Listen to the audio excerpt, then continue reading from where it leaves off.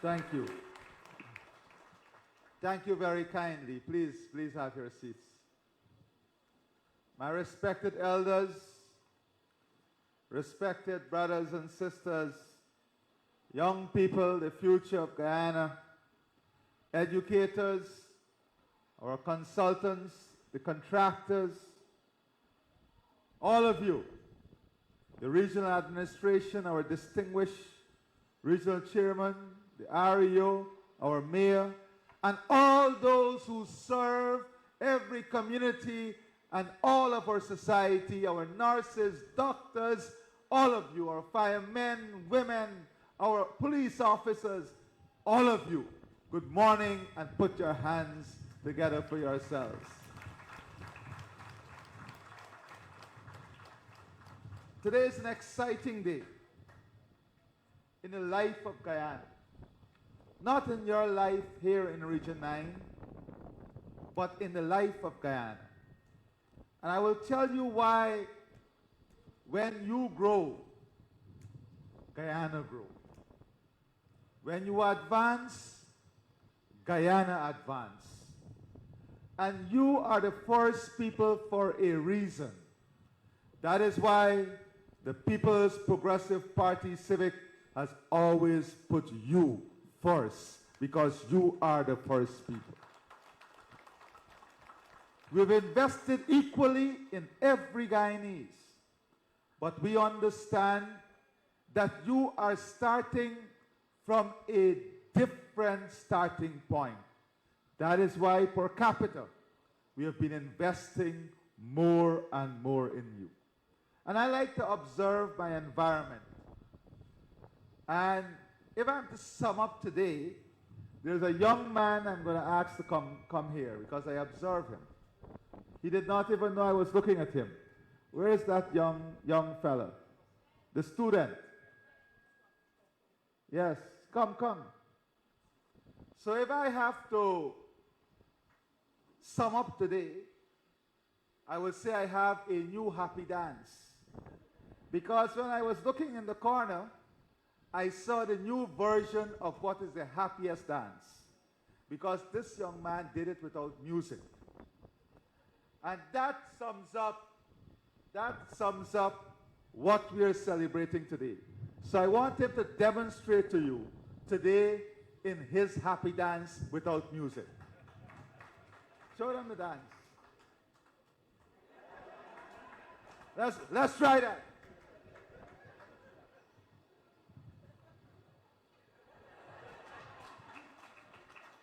Okay, let us all get up and try that happy dance.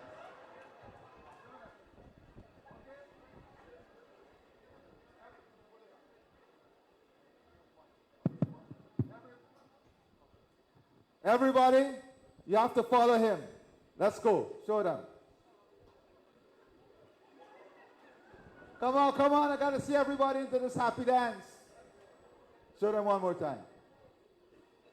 And that sums up today the new Guyana happy dance without music.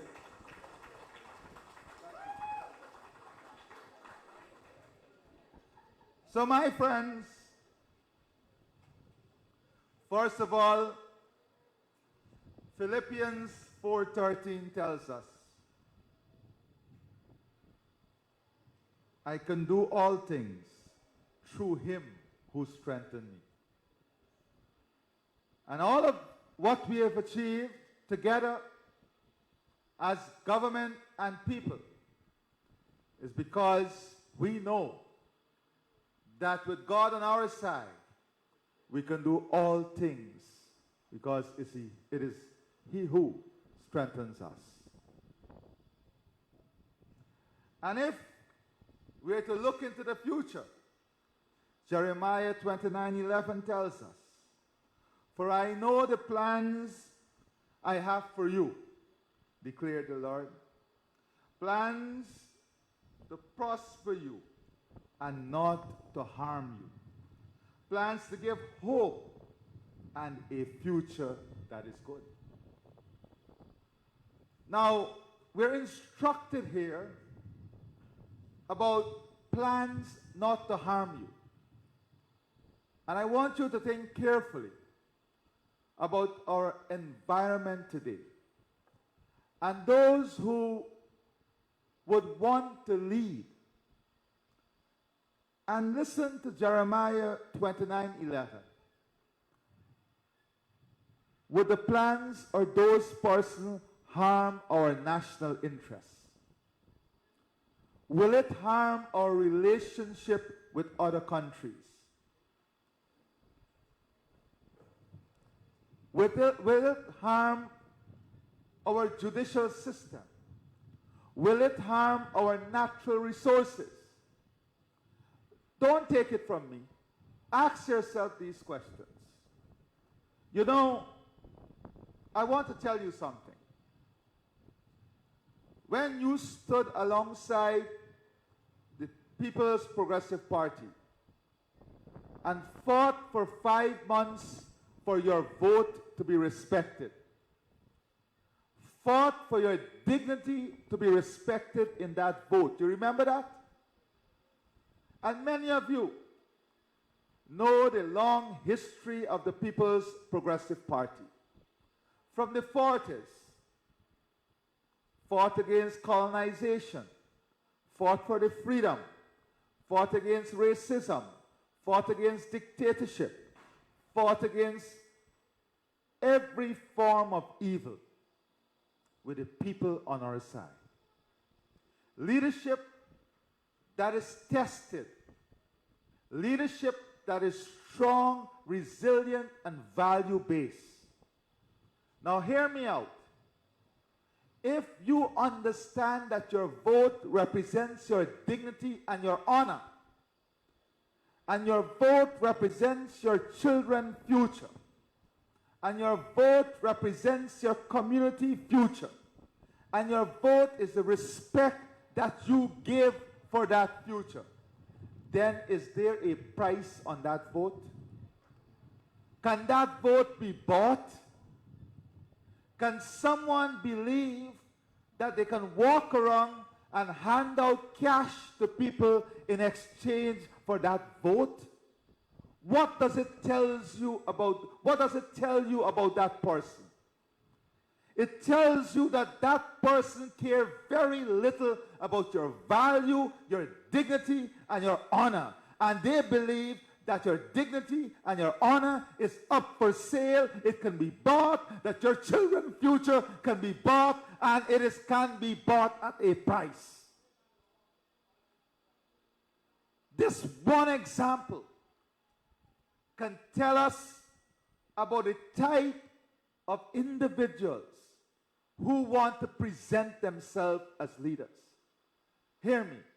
I position to you that anyone who believes that they can buy your vote or give you some material possession to have your vote does not deserve your honor, your dignity, your pride, your aspiration, and the future of this country.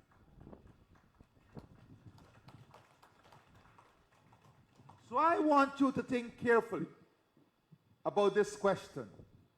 When someone out of nowhere comes to you suddenly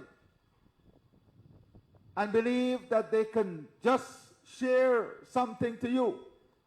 You see, one of the things that irritate me the most is when people say, don't worry, man, with the Amerindian votes, who last go will get the vote. That is the insult that those persons always have for indigenous people. We don't believe that. We believe that those who earn the votes in these indigenous communities of our Amerindian brothers and sisters are those who toil every single day in the interest of our brothers and sisters. Those who toil in the development of those communities. And you know, your all-weather friend, your all-weather friend has and always will be the People's Progressive Party. In the good times, in the bad times, every single time, it is the People's Progressive Party. We are not seasonal in our love. We are not seasonal in our values. We are not seasonal in our respect. We are not seasonal in the honor we place by you. We are your everyday. We are your every hour. We are your every second. We are your servants who you can trust. That is what the People's Progressive Party Civic represents. My friends, when we say we put you first, we have meaning to it. And I'll outline to you today how the investments we have made in education would have created opportunities for everyone. In 2019, we had 0 firemen or women who were Amerindians here at Lethem. Today, we have 22 of your own who are firemen and women. In 2019, we had less than 40 Amerindians in the police force. Yeah. Less than 40 Amerindians in the police force. Today, we have more than 370 already in the force, and we have another 67 in training. But that did not happen by accident. That happened because for the first time, under the People's Progressive Party Civic, you have a chance at secondary education. And because we have given you that chance at secondary education, we have given you a chance at every aspect of national life.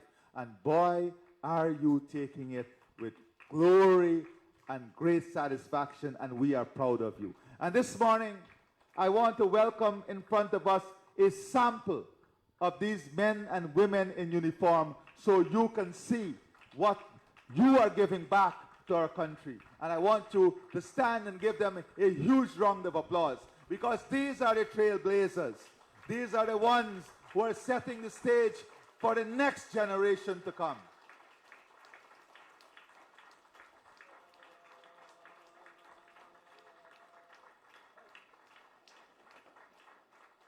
Let me hear those round of applause.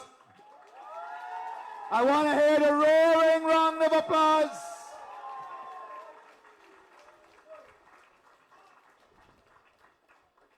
These are the men and women you are producing today for our country because of the investment this government has made in you, and we are grateful and thankful for what you are doing for Guyana. Thank you very much, ladies and gentlemen. You can go now. Thank you.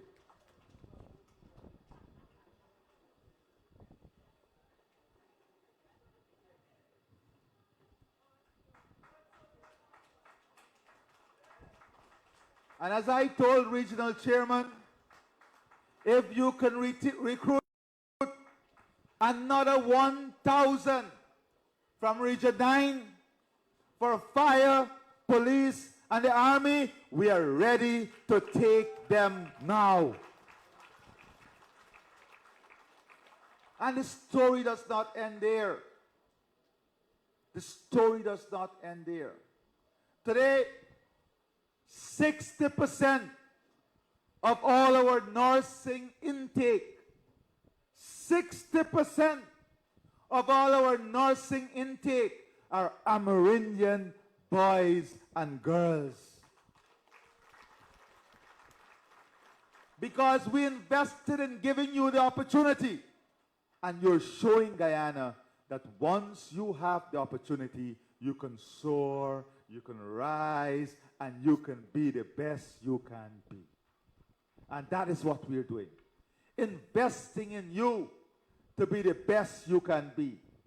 I want all our secondary students and the practical instruction center students and our nursing students and our nurses to stand for a moment. Please stand in your uniform. I want to see you. I want Guyana to see you. Please stand. And this is another sample. This is another sample.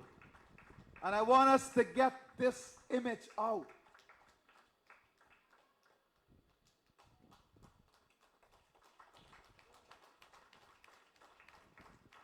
Okay, you can sit down. And I want all the folks in this room to stand for a moment. All the old comrades, well, you're all young, but the more experienced comrades, I want you to all to stand. Not you, Sydney.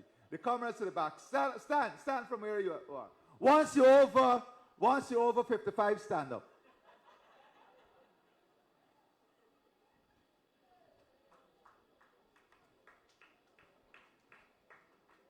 All right.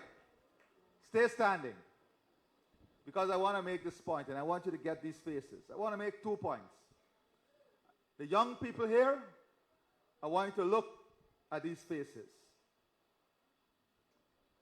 Some might be your grandparents, parents, uncle, aunts, your elders in the society. You see all of these people here?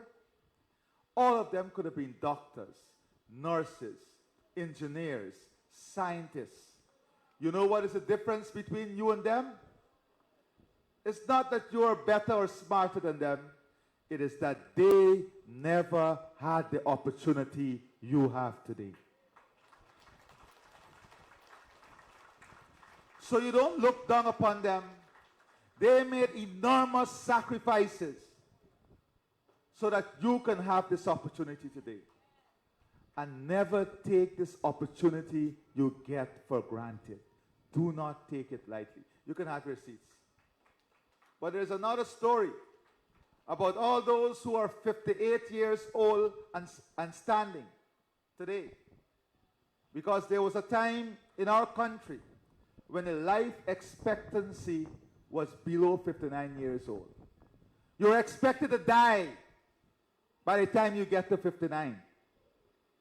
Even without getting to a pension, because of the state of our health care, the state of our infrastructure. Today, life expectancy, the women are outbeating the women, of course, because men are very irresponsible. Women is 72 years old, 73 years old. Men is about 70. You laughing? We beat ourselves up too much sometimes.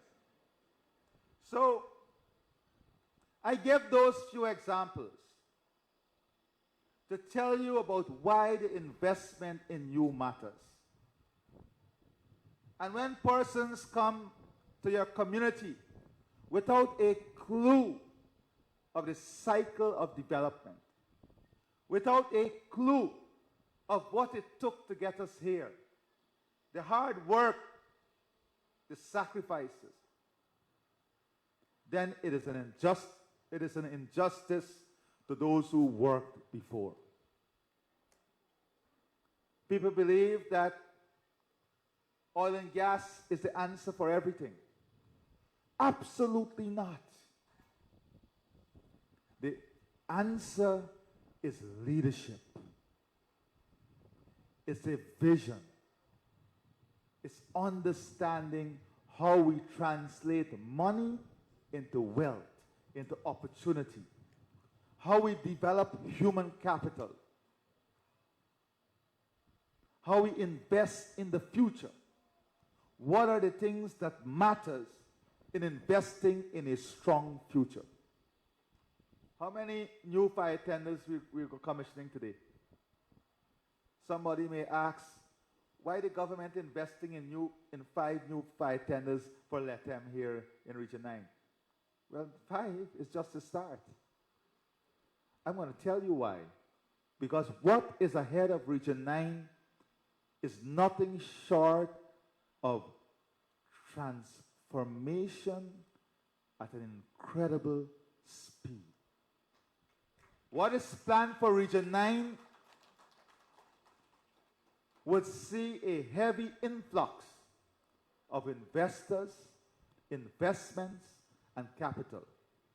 But just like we have the local content legislation for Guyana, we want to ensure that we are preparing the citizens and residents of Region 9 to be the prime beneficiary of the opportunities that are coming ahead for you.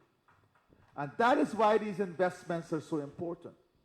Because we don't want you to be workers alone. We want you to be owners. We want you to be owners of the services we are talking about. And let me say this to you.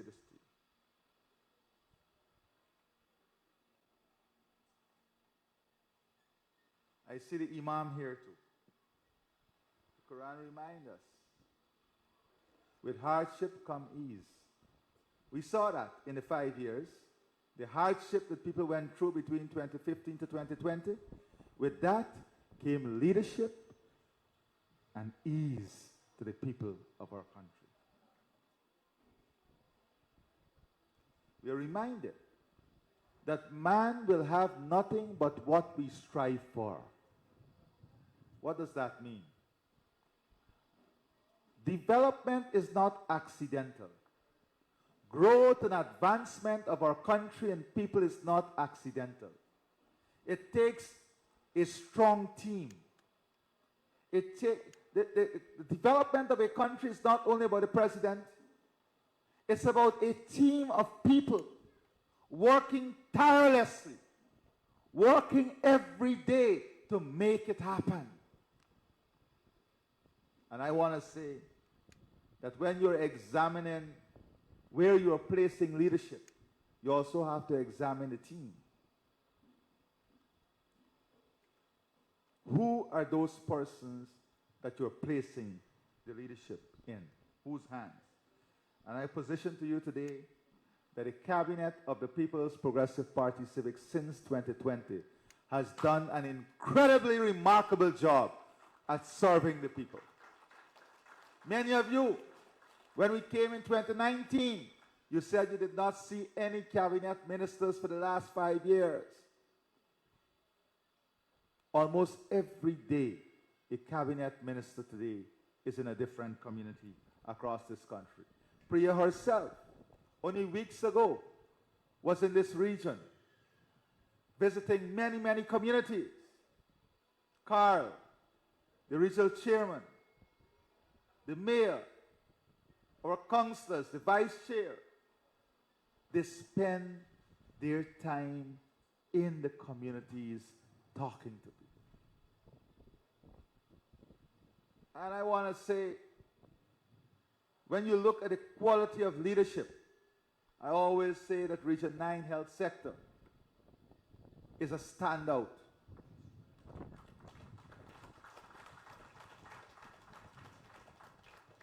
But when you look at the services that are improving, you have to look at what is allowing this.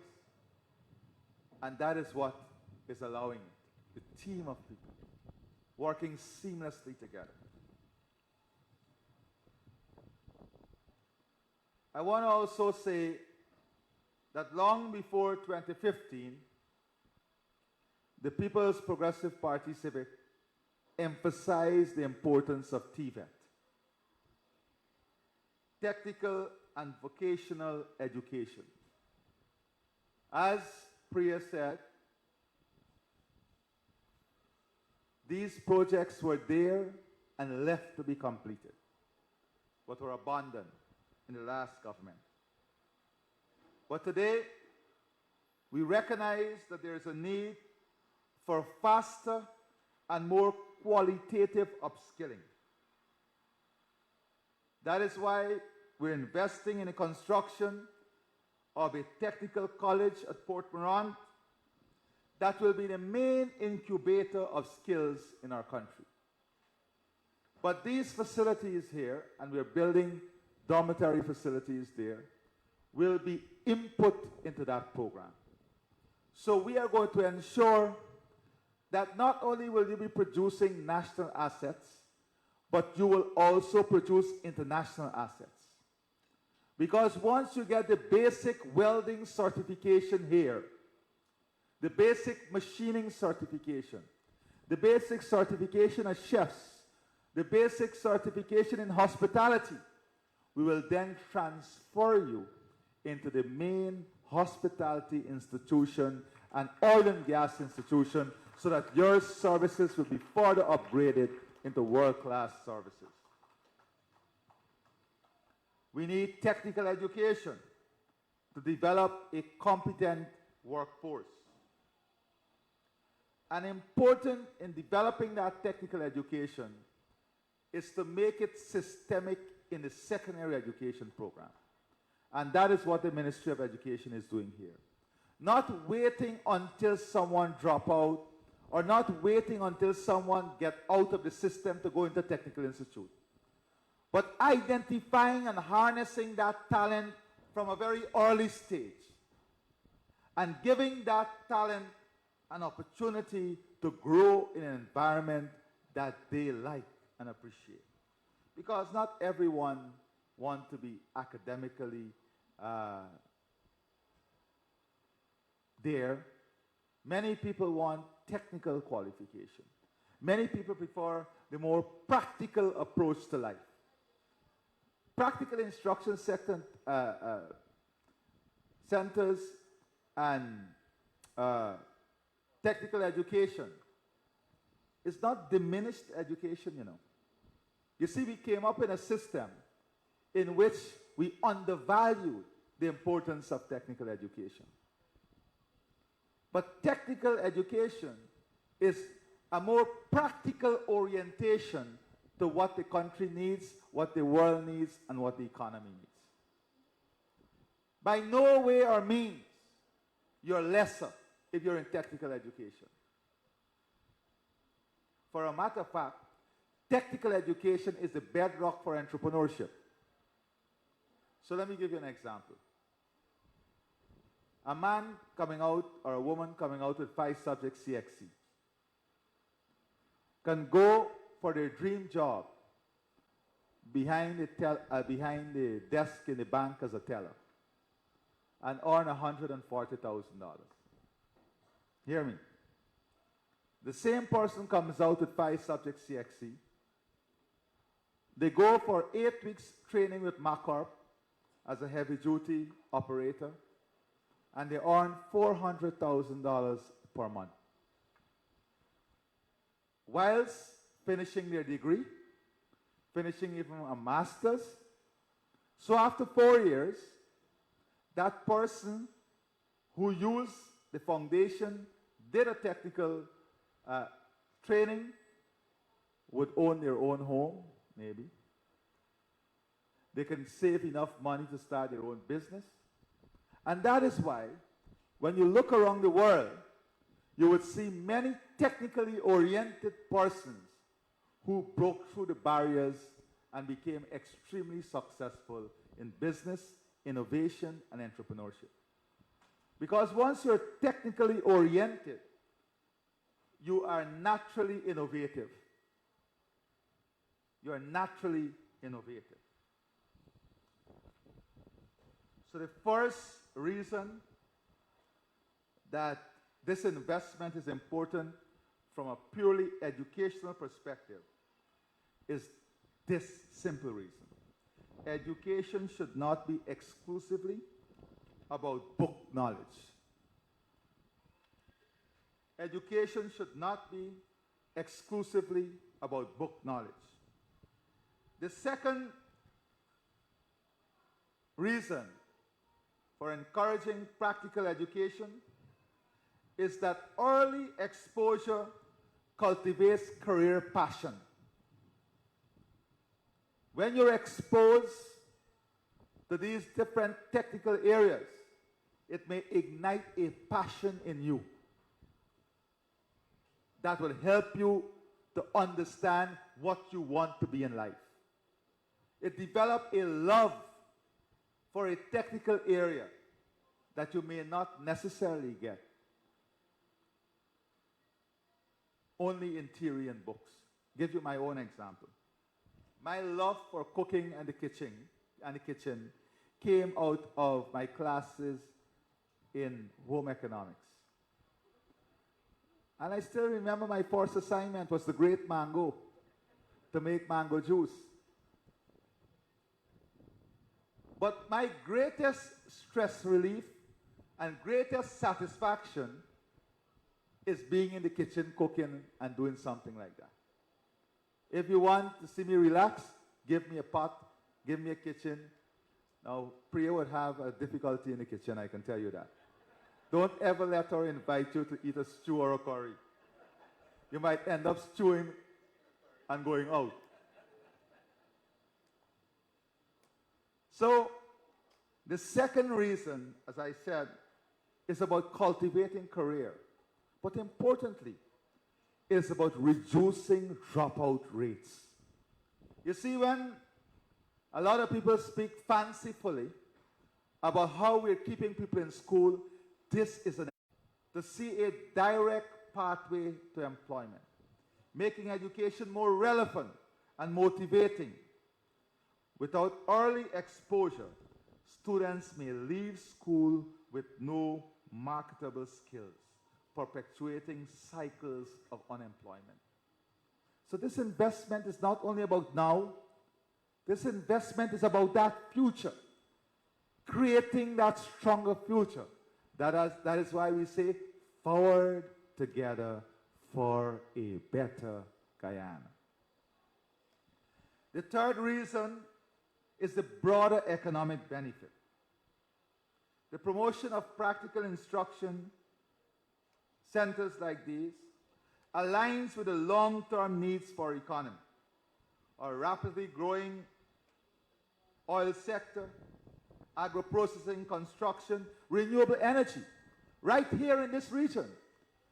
In the next 2 to 3 years, we will need 30 to 40 persons who specialize in renewable energy for the maintenance of the solar farms, the off-grid systems that we'll build in the villages, the maintenance of the hydro facility, linesmen and women to take care of the transmission. So we don't have to go and find people from out of the region. That is what is linked. Those opportunities are linked to what we'll be doing here. This investment allows us to lay the foundation so students can graduate with certified skills. Now, this is the third reason here. You can finish your CXC in this school now, but also come out with a skills certificate at the same time. So not necessarily persons who only want to go technical. Any society, any country that you use as a model globally are those countries that ensure every student came out with a technical skill or entrepreneurial skill. Those are two almost compulsory areas that you have to graduate with out of the system. You look at the Singapores of the world, the Malaysia of the world. It is this model of emphasis on technical education, and that is what is happening here today. At the same time, businesses gain the pipeline for job-ready youths with basic technical proficiencies. You know, if you can do things yourself in your home, you save money too. If your pipe is broken and you can do the plumbing in today's world, in Guyana, you save yourself $10,000 there. So technical and education is also lifelong education. Lifelong education. The fourth reason for this investment is its role in creating a pool of skilled labor and entrepreneurship. Guyana future depends not just on employees, but on job creators. When students receive practical training in secondary school, they can start small businesses. They develop problem-solving skills that academic-only education may not foster. So this technical education also helps us to develop innovators and problem-solving skills. All of this, and this investment is key in our overall strategy of upskilling our workforce, creating higher paying jobs and opportunities for the people of our country. Our vision is also predicated on a desire to reduce unemployment and underemployment. We want to reduce the school dropout rate, as I said. We want to ensure that our children have the best future ahead of them. Our vision is also founded on the need to secure a workforce that will enhance global competitiveness. With a Caribbean vocational qualification, Guyana aligns itself with CARICOM's regional standards, ensuring that its workforce can compete not just locally, but across the Caribbean and beyond. We are therefore taking this bold step of introducing practical instruction centers in our secondary schools to enable the next generation of Guyanese to be critical thinkers, innovators, and entrepreneurs. Important to this also is the empowerment of women and marginalized groups.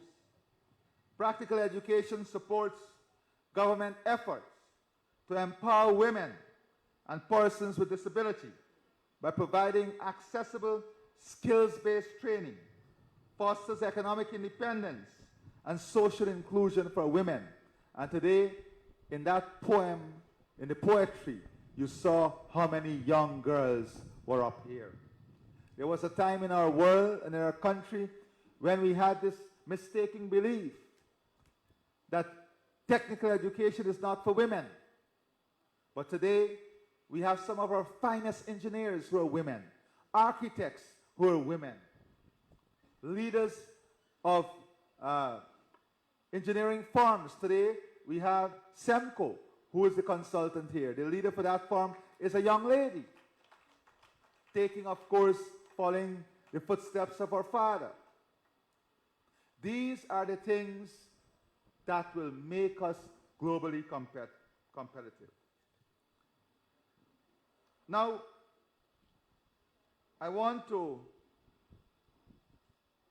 skip a few other things I wanted to say and go to link this investment with what will take place in this region.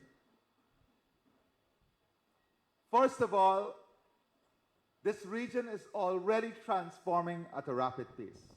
Mind you, I'm not speaking about Lethem here now. I'm speaking about this region.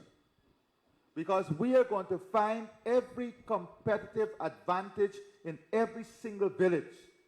And your government will co-invest with you to create economic opportunity in every one of these villages. So if there is a village that we can do cage crab farming, we're going to do it in large scale production with you and invest in the processing facility to harvest the crab meat so we can supply the hotels, the restaurants, and all over where we're importing from.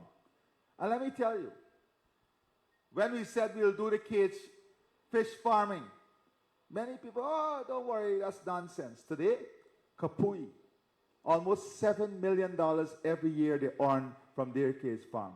And all the other villages. Region 6, where we did a swamp swim project, they're turning over $1.5 billion every year now. That is the size of that business. The prawns project, the Anpawak prawns project, they are now turning over almost $2 billion they will turn over by the end of next year, annually. We're going to co-invest with you in all of these villages, in the areas that you're strong. And yes, historically your problem was always market and transportation. We're going to invest in getting you the market and giving you the transportation. Let me tell you some of the things that we will do. Already, I have a technical team looking at cargo planes, cargo and passenger planes that will take produce out of here and Roraima to supply the rest of the Caribbean. So for that to happen, we have to build a regional municipal airport at Lethem. And in the next 5 years, we are building a regional municipal airport so you can fly here from Lethem on international flights. And we're going to create the infrastructure around this airport. Now, where are the workers for this airport going to come from? The AC technicians, the engineers, the flight operators. Hundreds of people we will need in the aviation sector. It is this technical grounding that would allow us to train you to take up those jobs.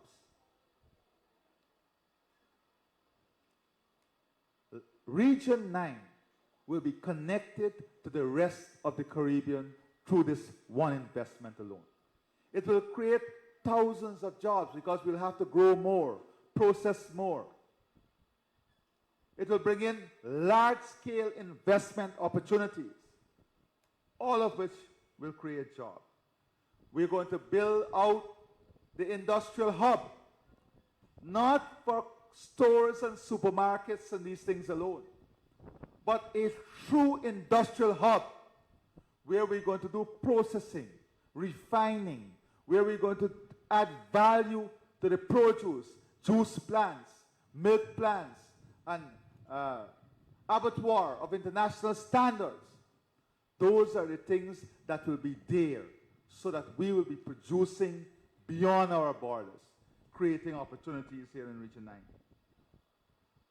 We want to build out a commodities terminal that will be linked to the completion of the Linden-Lethem Road and a possible rail link to the deepwater port that we are right now completing the study on, building out that deepwater port in Brazil. That will bring opportunities for Roraima because northern Brazil will be critically connected with that infrastructure. These are the type of opportunities. If somebody would have told you in 2019 that we will see more people coming from Brazil for treatment at Lethem Hospital in 2025, you would say you're talking nonsense. What is this truth today? What is the truth today? In 2019, we didn't even say that we will do all of the bridges. We have completed all of the bridges. And let me tell you, we are having now a number of proposals for the Kurupukari Bridge, the high bridge there, so it will be a continuous drive all the way to Georgetown. We are going to be co-investing with you in the region for agro-processing facility.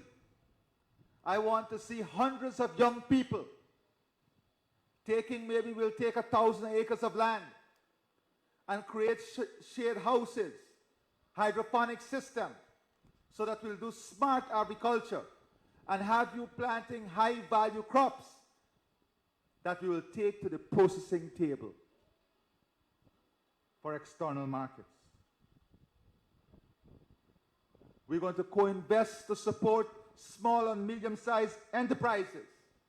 Right now, we are looking at a proposal to establish a fuel and liquefied gas farm in Lethem that will supply northern Brazil. These are the type of big ideas that we're discussing now that will create tons of opportunity here in Lethem. And I have one advice for you.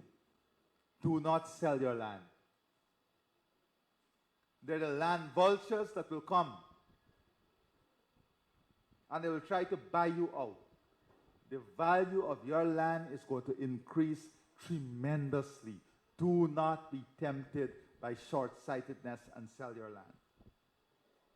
We're going to support the creation of mega farms. And of course, we will co-invest to make Region 9 an important tourism hub and circuit. We'll give you incentive. Co-invest in the transportation. Co-invest to reduce the interest rate for lending for the tourism sector. That is why all of these training is so critically needed. Everything that I've mentioned to you here would require the output of this center that is being created, would require technical skills. We are building an integrated economy with Northern Brazil, Region 9, the rest of Guyana, and the Caribbean. The next 5 years is about building out this economy for Region 9 economy that will be heavily integrated with Northern Brazil, the rest of Guyana, and the CARICOM region. That is what we're talking about. We are not talking about only the grants, the increase in pensions, the increase in subvention, the increase in presidential grant, world-class health care, solar energy, more power. Because with the PPP, you can guarantee those things will come.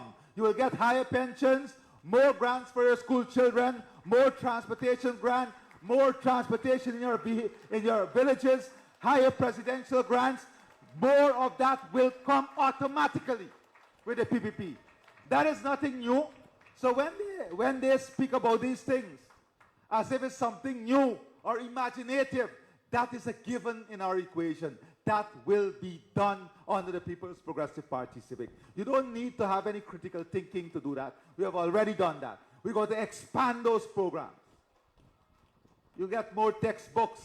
You'll get greater access to the internet. You'll get more school feeding program. You'll get extended kitchens in the school. You'll get better health clinics. You'll get 100% supply of your medical services.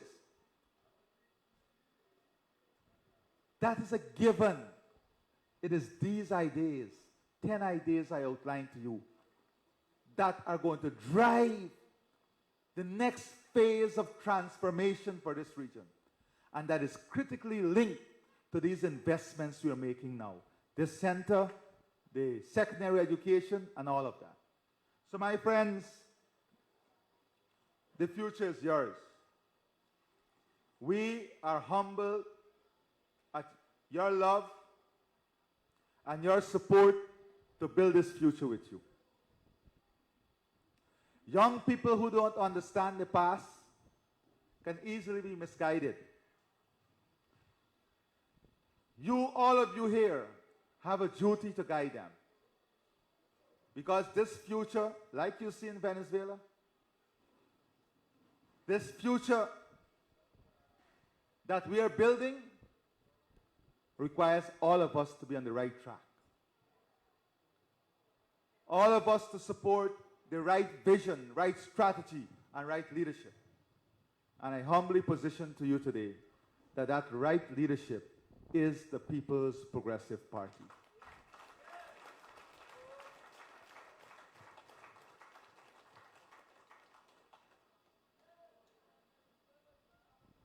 I urge you to be responsible. I urge you to respect your dignity and your honor, and not to be swayed by selfish acts of spoiled brats and others who believe that you are for sale, that you're insignificant and you can be easily bought. That is not the future or legacy you want to leave for yourself and your children. Together, we will build stronger. Together, we will grow faster. Together, with the People's Progressive Party Civic, we will lead the next 5 years of our development. Thank you very much. God bless all of you. God protect you. God guide you. And I ask all of you to always remember to spare a moment to be thankful and grateful to God, and then to be grateful to those who lead and serve. Always remember, thankfulness and gratefulness are important aspects of every religious text. If we are ungrateful and unthankful, we will never ever inherit the full bounty of our work. Thank you very much, and God bless all of you.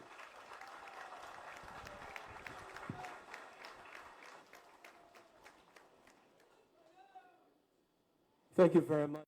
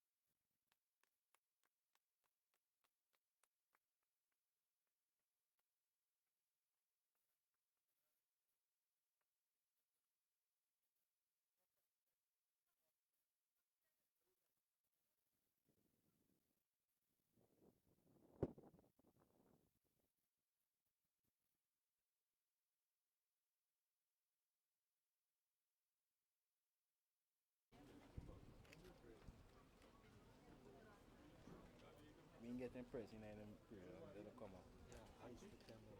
Okay, guys, cut the ribbon. Cut. Ready?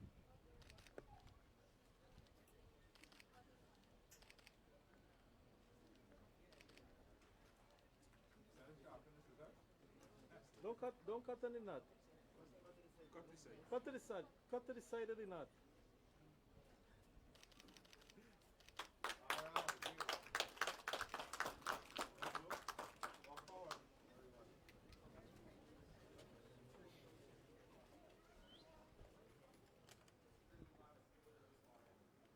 Housekeeping department. Coming, coming, Yeah, coming. come in, yeah, come in. All right. I think some of you guys have to go to your stations. So you go to your stations. Good afternoon, everyone, and welcome to the housekeeping department. My name is Talia Douglas, a student of the housekeeping CBQ program, and today I will be showing you around our training facility that prepares us to work in the hotel industry or any hospitality industry. So the first area is the bar area. This area, as you can see, my two colleagues are preparing mocktails. Not just mocktails, but milkshakes and kind of drink, since this is a bar area. And this helps us to learn drink preparation, bar etiquette, how to lay out our tools, and keep a clean surrounding.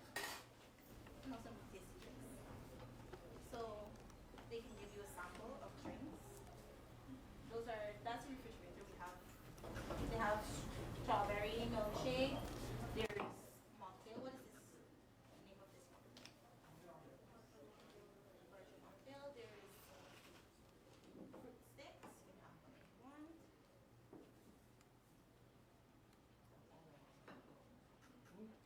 Tell me what you have in there. Sunny delight and what else? The ingredients. You have sunny delight in there and what else? They have. Sure. Got it. So to make it like non-alcohol friendly, we used orange juice. They're carbonated drink, or as they say, diamond water. There is also, I think that's about it. Great Oh, job. let's call it mint. Okay, mint leaf. Okay. They all properly here. This is the dining area. Here we learning the formal setting, like where you're having parties, like formal meetings and so on. As you see, we said there's it. We set it in a formal setting. This teaches us how to place cutlery and the glassware in such a way that if we're going to work in a hotel, we're not going to be as lost as anything. Great. So this is formal setting, as long as it's clear. Thank you. We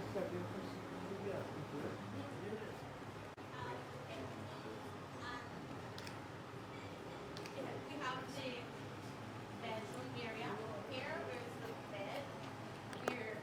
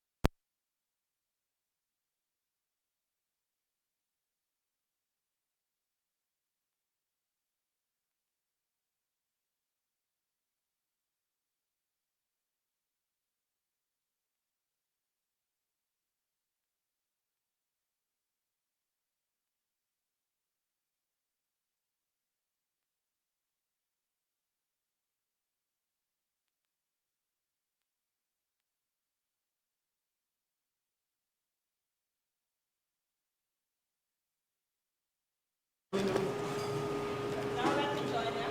This is Kateri or Redo.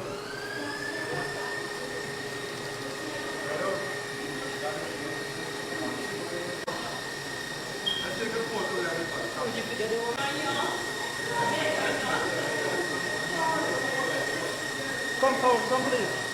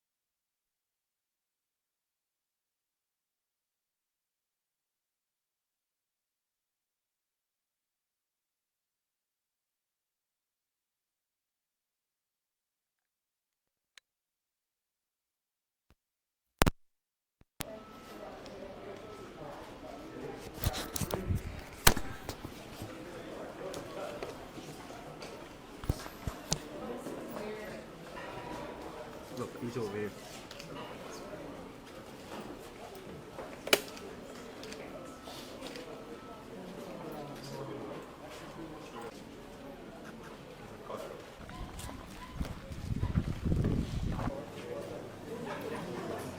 Yeah. Welcome to the Here we go.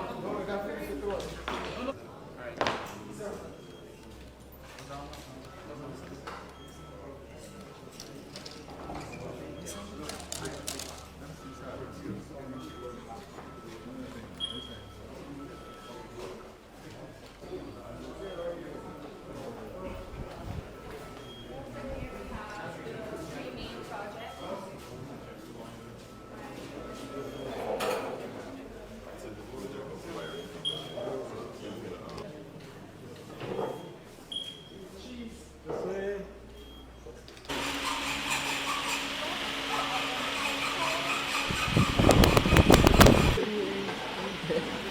Yung mga mga po, ano ba?